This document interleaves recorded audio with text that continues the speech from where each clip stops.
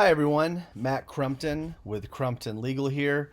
I wanted to give a follow-up to the PPP loan forgiveness calculator video that I had recently put out because the SBA issued a new application on Friday night that had a couple of major rule changes. And I just want to quickly go over what those are.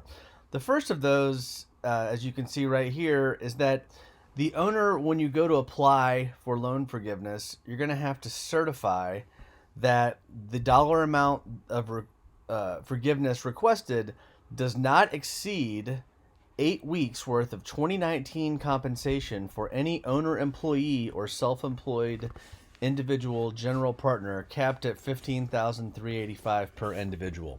The part about being capped at $15,385 per individual is not surprising because we knew that there was a restriction of $100,000 total, so that makes sense. The part about not allowing owners to pay themselves does not make any sense at all, especially limiting it to 2019. You know, we had these other rules in place. You got to spend 75 on payroll, 75%. You've got to maintain your full-time equivalents. You can't decrease pay by more than 25%.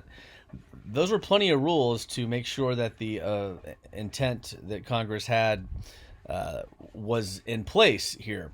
But the SBA has gone above and beyond that. I guess suppose that they fear abuse by owners. But what they've done is created a situation where you could have someone who owned a restaurant that opened in, let's say, October of 2019, and they had a plan to not pay themselves until January of 2020. And, they weren't on the payroll in 2019, and then they were on the payroll in 2020. Well, guess what?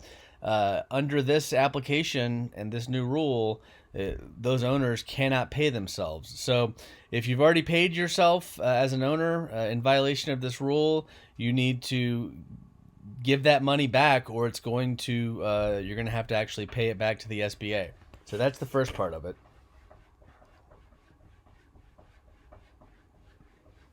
The second major rule change is that the full-time equivalent hours per week number is 40. It's required and it's set. There's no flexibility for that.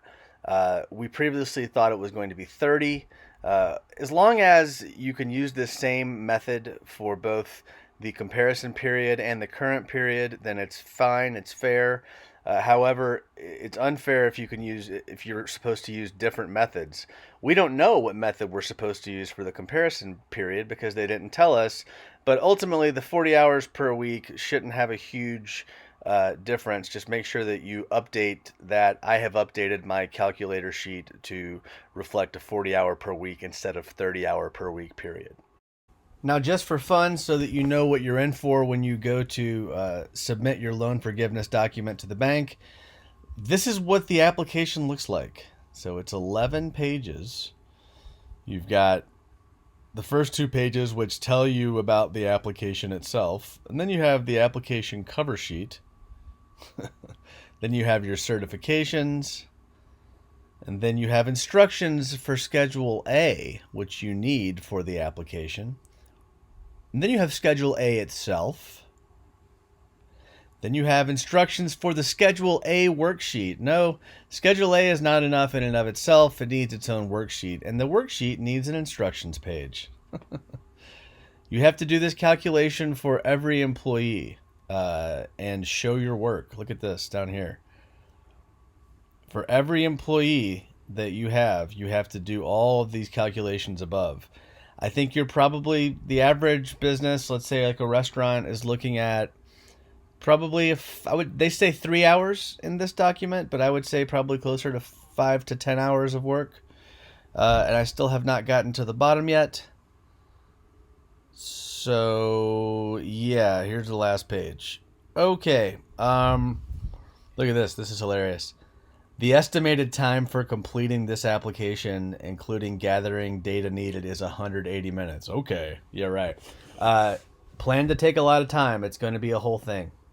I'm here to help if you need me. Matt at crumptonlegal.com.